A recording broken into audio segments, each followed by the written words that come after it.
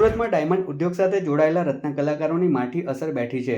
કેટલાક રત્ન કલાકારો આર્થિક તંગીના કારણે અંતિમ પગલું ભરીને જીવન ટૂંકાવી દીધું છે, તો કેટલાક ખરાબ પરિસ્થિતિ સામે ઝઝૂમીને પોતાના હક માટે લડત આપી રહ્યા છે।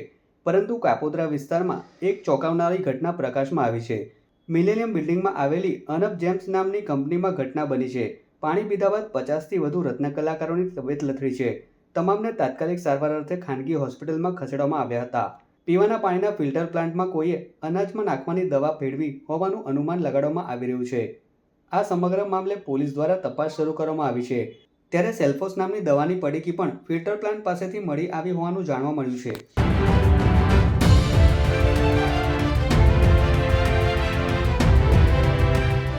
आज कापोद्रा पुलिस स्टेशन के विस्तार में मिलेनियम कॉम्प्लेक्स में अनब जेम्स नाम की जो कंपनी है, उसमें सुबह कुछ लोगों ने कंप्लेन किया पुलिस स्टेशन में कि ऐसा घटना हुई जिसमें एक पानी के टंकी में किसी असामाजिक तत्व ने सेल्फोस जो पॉइजनस सब्सटेंस होता है उसका पैकेट फाड़ के डाल दिया था।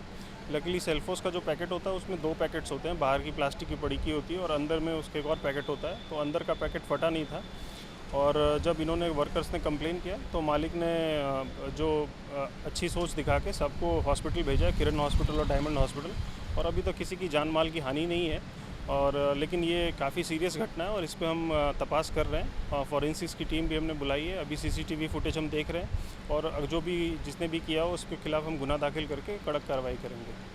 આજે સવારે લગભગ 12:30 વાગે અમને એક ડાયમંડ ફેક્ટરીમાંથી ફોન આવ્યો હતો કે ત્યાં આગળ લગભગ 120 જેટલા દર્દીઓ છે કે જે લોકોએ પ્રદૂષિત પાણી પીધું છે, કે જેનામાં એક વોટર ટેન્કની અંદર ઝેરીલી દવાથી પ્રદૂષિત થયા હોય એવું પ્રારંભિક વસ્તુમાં જણાવ્યું છે।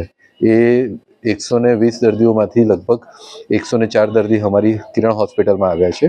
આ બધા જ દર્દીઓને અમે તાત્કાલિક એપ્રોપ્રિએટલી સારવાર આપી છે। બધા દર્દીઓ અત્યારે આઉટ ઓફ ડેન્જર છે। 104 દર્દીમાંથી 102 દર્દી એ વોર્ડમાં એડમિટ છે અને 2 દર્દીઓ છે કે જેમના નામ છે રવિ કિરણ પ્રજાપતિ 30 યર મેલ અને જયદીપભાઈ બારિયા 22 યર્સ મેલ, જે લોકો આઈસીયુ હેડમાં સારવાર લે છે।